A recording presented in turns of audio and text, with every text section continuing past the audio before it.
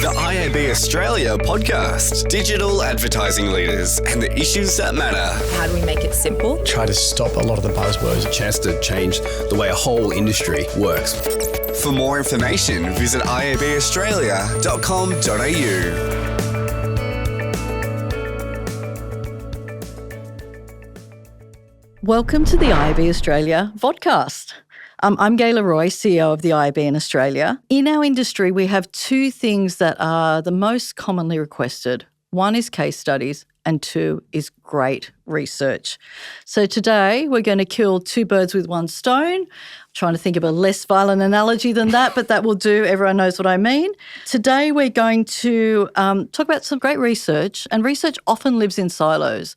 Often we see market mix modelling or attention or brand lift studies, but we have a special treat today because we've got research that brings a whole lot of different pieces together. Recently, Bupa, with their agency Atomic 212, welcome Tom. Thank you. Along with Yahoo, Adelaide, the research company, not the city, Mutinex, Neuroinsights, and a key media partner, Spotify. Welcome, Jan. Thank you. Got together to do some analysis on digital media investment and seeing how it's working. So to take us through the results, so we've met Tom, we've met Jan. They're going to walk us through the case study. So Tom Sheppard is the General Manager of Media Technology at Atomic 212.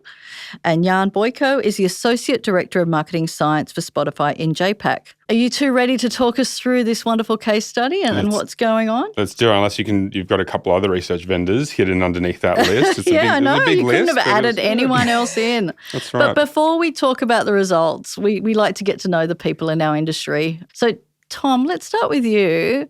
What did little Tom want to be when he grew up? Did you want to be a General Manager of Media Technology? Absolutely. That was the dream? Yeah. So around the dinner table, Mum and Dad would be going, what do you want to be? And I was like, General Manager of Media Data. Perfect.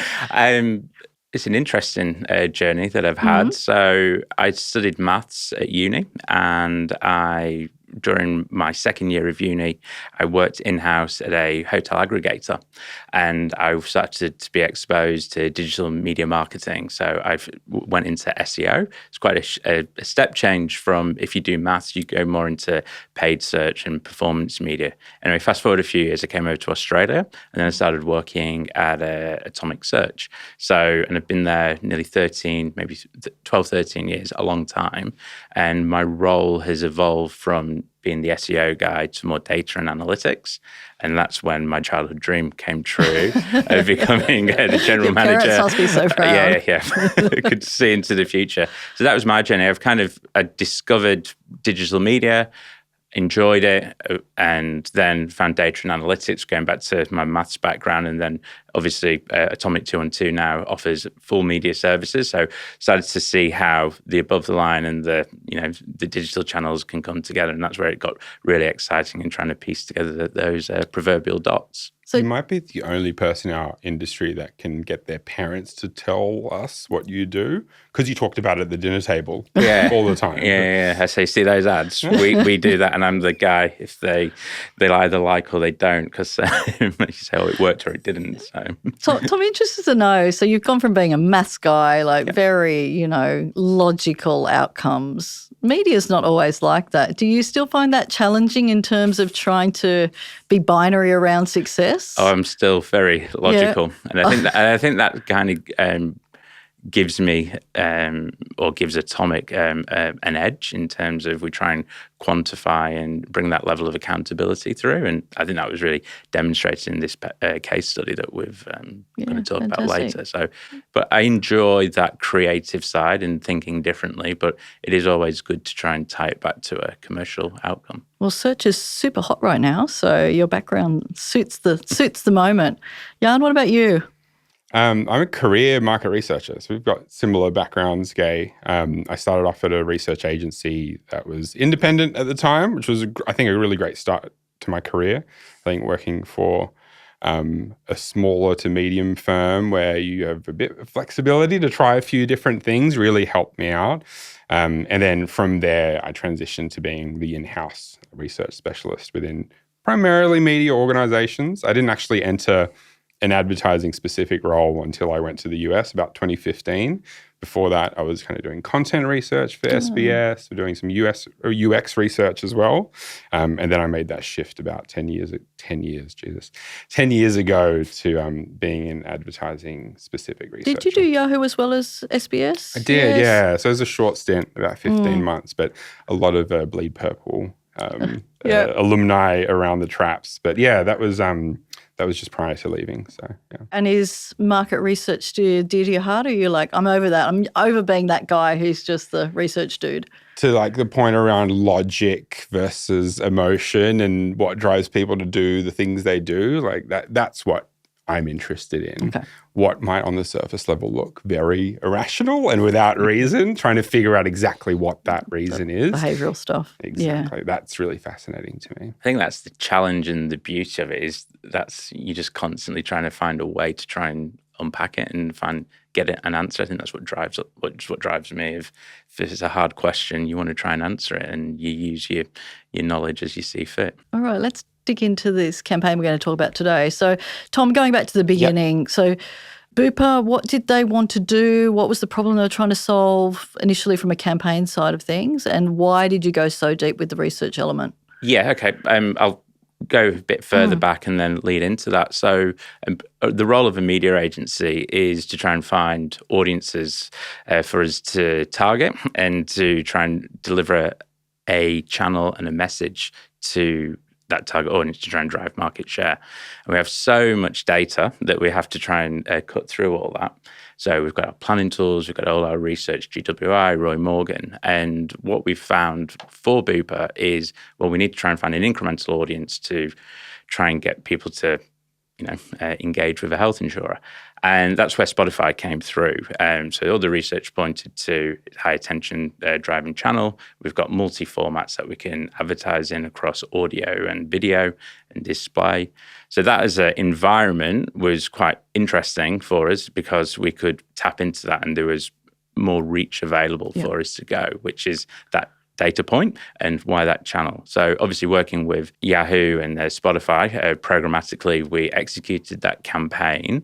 And the piece that was interesting for us and why we wanted to do this is that we wanted to drive an emotional connection, and digital audio is an area where we felt, well, there was research and opportunity there.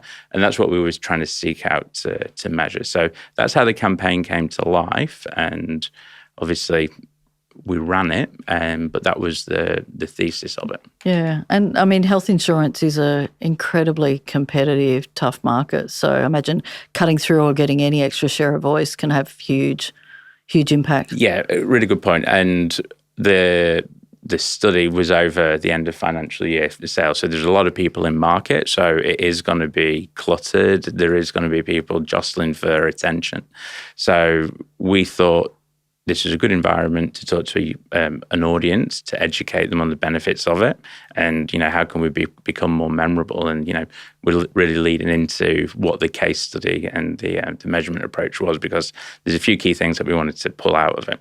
The secret and the success of any good campaign is setting up the research and the structure early enough. So, Jan, thinking about the emotional side, but obviously, we know insurance is really about, at the end of the day, you need to shift product, get new clients, keep old clients. How did you, along with Atomic, think about setting up the different research components?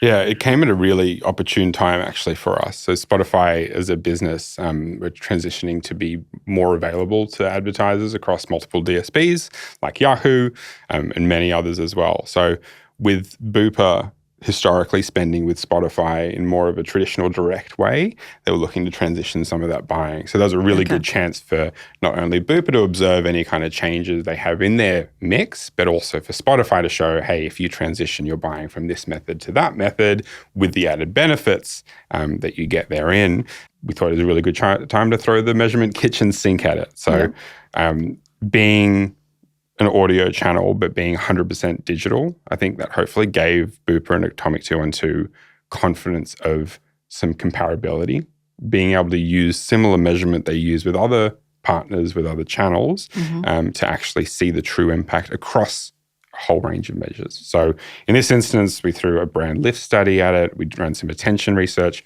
with Adelaide, as you mentioned.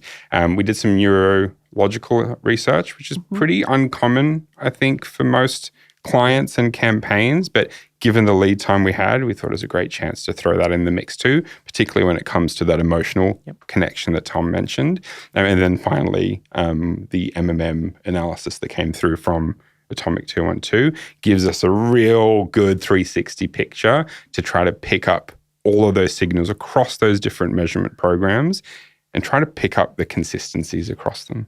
What I like about the setup, as Jan talked about with all the different measurement partners, if you're going to have a good test, you need to do lots of planning.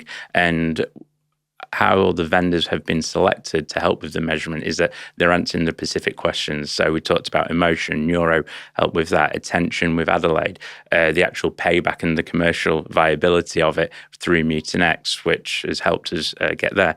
And then there's the other pieces in terms of, what's those memory structures and like how long and how durable is the campaign into market. So fusing all those together has really helped us be able to answer the questions, because if we can't answer those questions, we can't really quantify the output of them.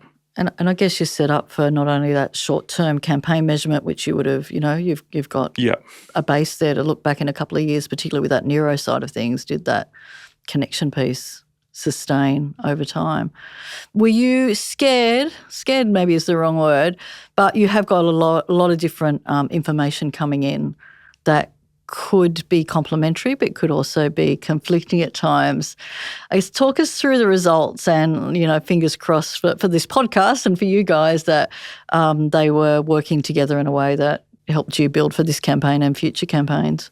Yeah, so the results were very interesting and they were positive. I won't go into the actual the numbers in terms of the hard numbers, so we're talking percentages, but overall we were happy with the results. In terms of the ROI that we were able to detect through the Mutinex market mix model, there's a 46% incremental increase in ROAS. And what was quite good about trying to analyze that is that if you actually just compared head-to-head the social channels versus the Spotify channel, at first glance you go, that's not working. And this is where you have to take a really structured approach of going, well, when we start looking at the incrementality of that channel, the payback was really strong, that 46%. So that's where having a good approach and a good method of trying to unpack and dissect that was really important. So, and we're able to verify that again through running different scenarios on their platform to say, yes, this is actually working. So that was good. And that was obviously the commercial viability is ticked. Then Nielsen also showed that we had a 12.1% increase in brand awareness, which is great. And I really do believe, tracking those brand metrics over the longer term is really important, just outside of that shortish term from an MMM perspective. Then engagement was 7% higher than the social channels. So talk me through engagement. I'm sorry, it's my bugbear. So what do you mean by engagement in this sense? I think when we're talking about that emotional connection that Tom referenced earlier, that's where that neuro research really came in. So again, to your question before, we've got all these metrics to look at, but some have some benefits in the short term versus the long term. Some have more reliability, say, trying to trust what someone's telling us in a brand lift versus observing what's happening to them physiologically. So from a neuro perspective, we're able to observe the physiological reaction to stimulus. In this instance, advertising content. Being able to compare different creative from different channels and observing, hey, are the different memory centers lighting up? Is there a skin response? Is the heart rate quickening?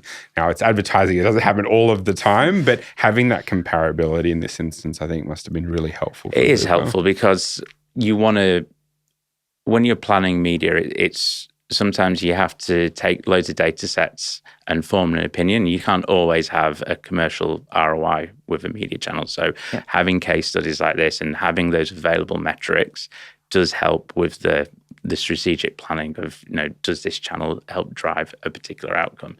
Yeah, that's great, because I just always worry sometimes engagement just means someone swiped on something. So I love seeing It's a bit deeper than that. that's actually there is that deep connection there.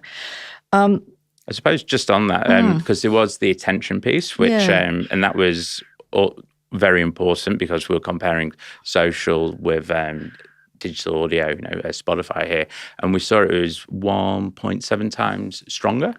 Now, that is helpful, and what was also backed that up was in the MMM that we actually saw that the ad stock, so the carryover effect of, or the longevity of that channel was actually twice as long as the social channels.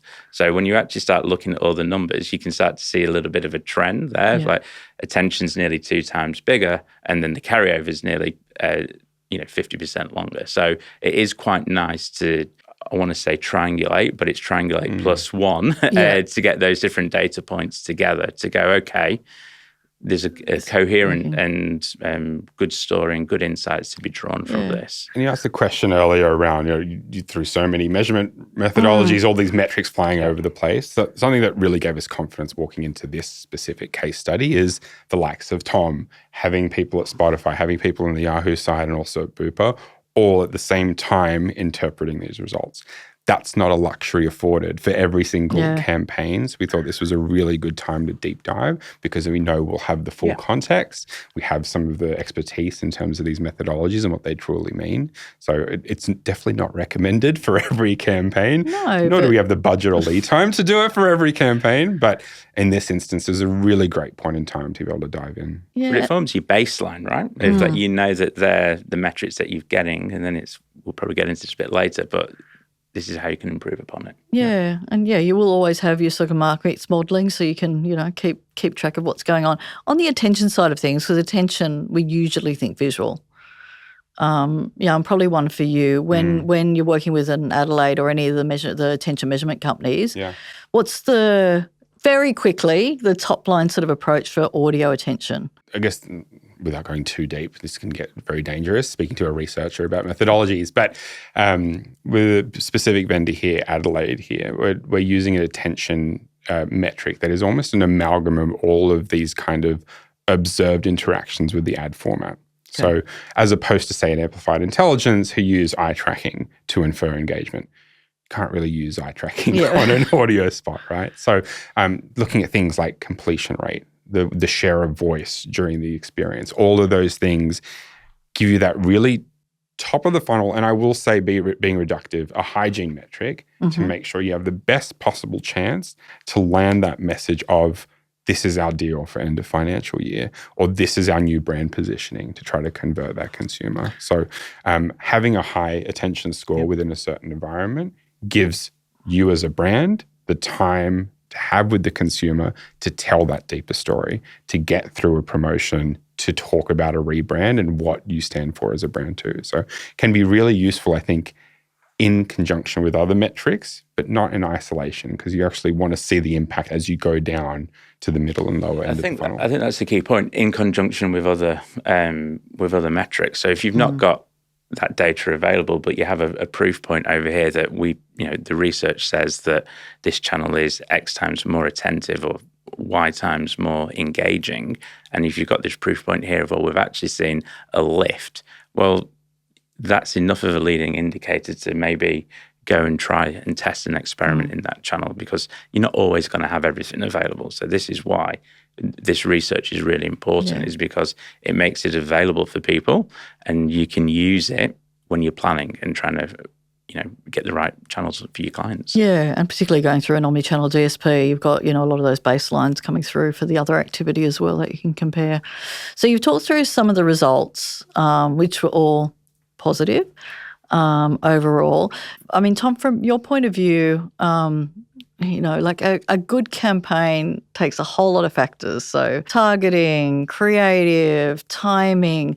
Did the research give you any diagnostic pieces in terms of what was driving the great performance apart from the media environment? Were there areas that you went, the creative is flying, we need to optimize? You had to sum up what was actually making it work. Oh, it was obviously how we bought it, and it's the agency. Okay, great, it's verified by all the 4 partners. That's a really hard one, because It is a hard one because I'm the data guy and I do the analysis. And I think for me, what I found interesting about this is that we now know that the buy that we have run with the different permutations of all the different messaging and the formats and the durations has delivered this result. It's very hard to say it's this in particular one piece of thing or this lever that has pulled that out.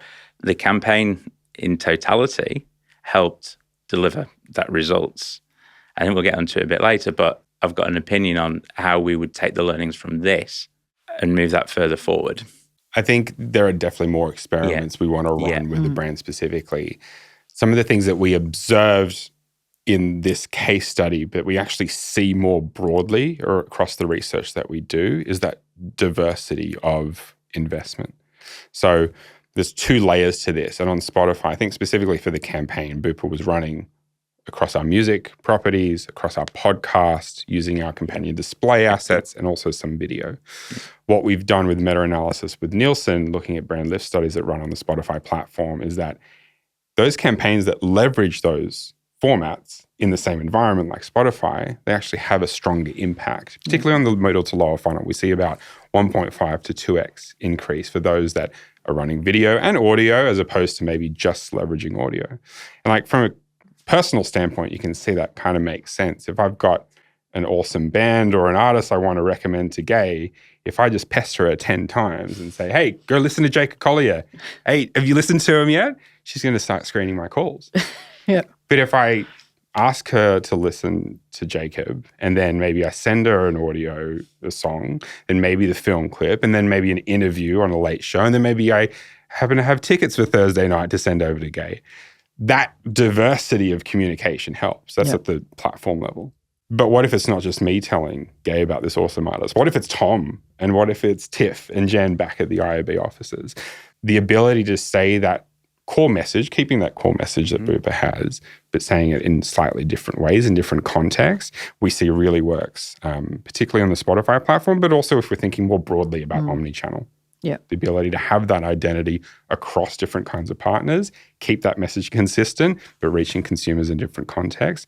That's some of the things that we see really drive that impact. Yeah, it's interesting because that research of, that multi-channel impact has been there for a long time, but now we're adding that creative layer and personalisation on top of that. So I guess that, I hate the word supercharge, I'm going to sound like a total wanker here, but that does give that extra layer of, working with the best media planning and then having that consumer cut through in different environments. Tom, anything that surprised you or anything, I'm going to challenge you as a data guy where you saw numbers that you thought, this is exciting and it turned out to be a red herring? Honestly, there wasn't. Yeah, okay. There wasn't. And I keep going back to the fact that all the 4 pieces of research showed positive results. And, to all see 4 saying positive results, if you want an answer, it's very interesting that all 4 came out with very positive results. But I think that's testament to the work that has been done. And that's why we're showcasing it, is because it was a really well thought through campaign, well designed.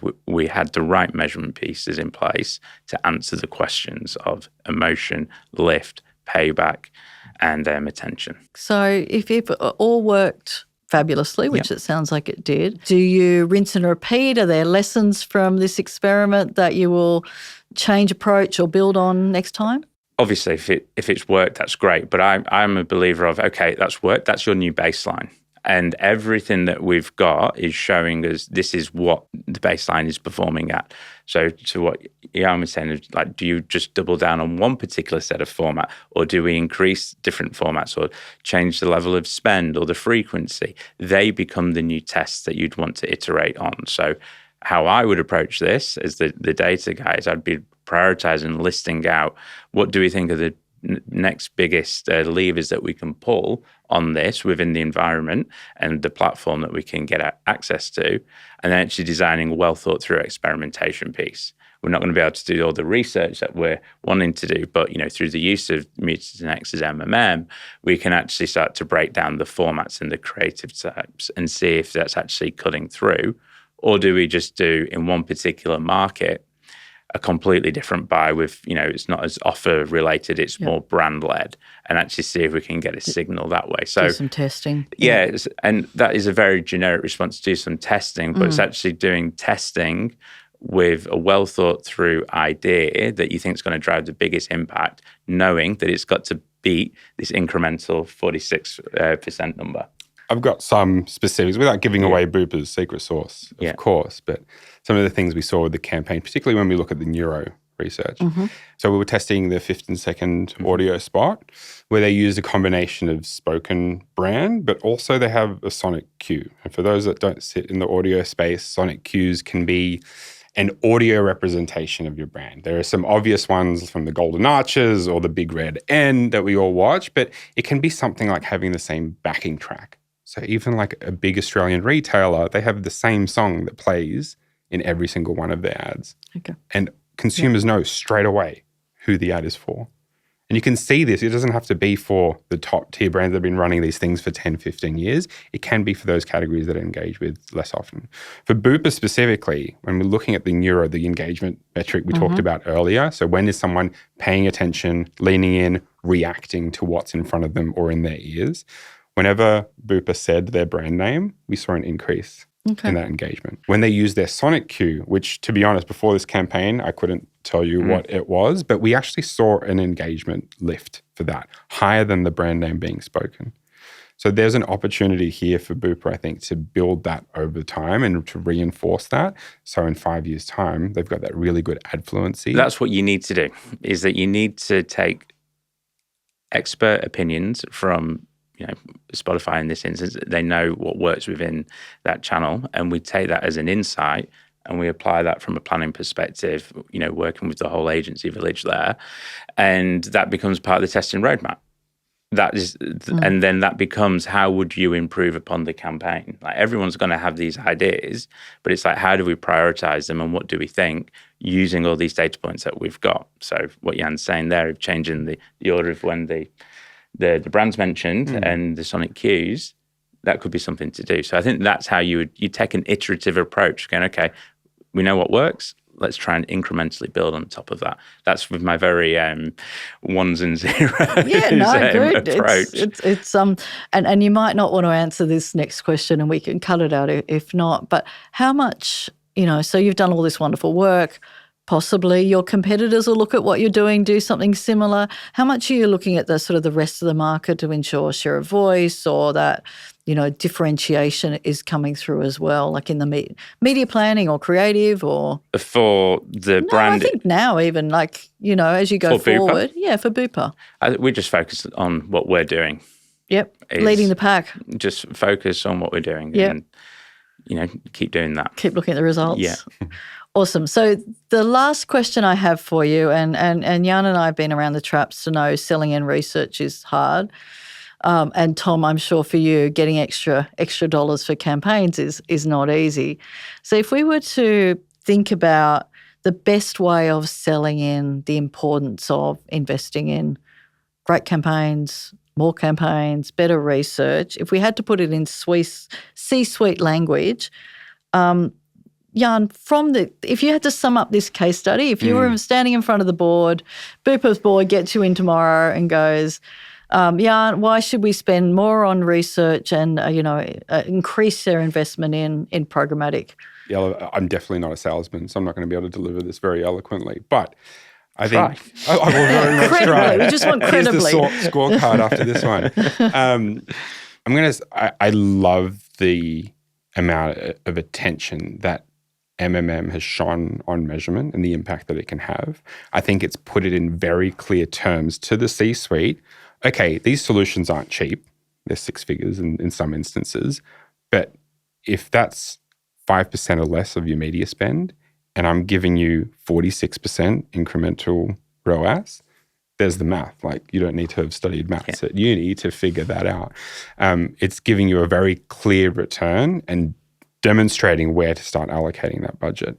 What I think maybe hasn't been done as well is the other solutions we've looked at, whether it's the brand lift solutions, attention, et cetera, and actually linking that to that ROI. So I know that that's some work that we're looking at where can we use these proxy metrics when we don't have the time or the budget to run this full suite of measurement to give us those indicators. But I think MMM has done a really good job in showing that impact of research and the benefits of investing in it. Yeah, and I guess having long-term MMM programs that you can build in those brand metrics or those other metrics into that long-term performance. How about with you, Tom, when you know, whoever has to go into Bupa and present all the results and try and get more money and double down on this, is it the same sort of maths that Jan's talking about? I think more broadly, when you're talking to the C-suite, their main KPIs are commercial KPIs. So you've got to talk their language. And I agree with what Jan's saying, is that that's where the MMMs have done such a great job in trying to bring that to the table. So if you can quantify the impact, you've put in X, you've got Y, that's great. And so that then justifies the rationale. But I think there is also an opportunity to collaborate with them and actually bring them on the journey and saying, hey, we want to do this so we can make more informed decisions. We might not be able to get a read on it with this measurement criteria, but when we've done it in the past, we've seen these insights. So this might be worth a strategic investment to do that. So I think that's what you've got to do with it. And I do think case studies are important, because when clients talk to you or anyone talks to you about it, they want to say, does it work? And obviously they want to know if it works. So this is why it's so important to share that the research, you're not just picking a channel out of thin air. There's thinking that goes behind it. And it's great to see it come through. You go, well, there's reach available here. Great. Well, there's reach in loads of channels. And yes, there's attention. And yes, there's memory structures that can be built. So it's good that we can have these case studies to show it works, because they just want to see the return. So if you can quantify that, it's perfect. I think outside of the C-suite conversation, that's when we can start talking about the other providers. There are different data points that are going to create more efficiencies, more optimization. So making sure that us as Spotify, any other publisher, gives someone like Tom all of the tools, all the data points available for his genius brain to actually pluck out what's going to work best for this audience and what's going to actually impact the next investment cycle or the next business decision that helps what the trade-offs are. I love your focus and single-mindedness, Tom. I can feel that you won't let any fluffy sales stories get in the way. You want to see the results up front. But if I can add, I do think even if the results don't go the right way, that's a huge opportunity, because there's still data points that can give you an insight into what hasn't worked. Well, how can you... Improving on the baseline. Exactly. So if it hasn't worked, maybe that decision in that particular channel and that creative wasn't the right thing. Okay, well, how do we go back to the drawing board? The challenge is not just to take one approach at it, is, make the channel work harder. That's what the job becomes. So it can work both ways. And I guess going in, a new year, there's only going to be more channels, more environments, more formats. So it's going to be becoming more important even to cut through and look at the differences there. Absolutely. Thank you both. That's been a delight. I love talking research, as you know, Jan and Tom. It's great to get to know you, and I am very glad for your parents that you have lived your dream. Yeah, thank you. And thank you for both joining me. Thanks, Gai. Thank you so much. The IAB Australia podcast, digital advertising leaders and the issues that matter. For more information, visit iabaustralia.com.au.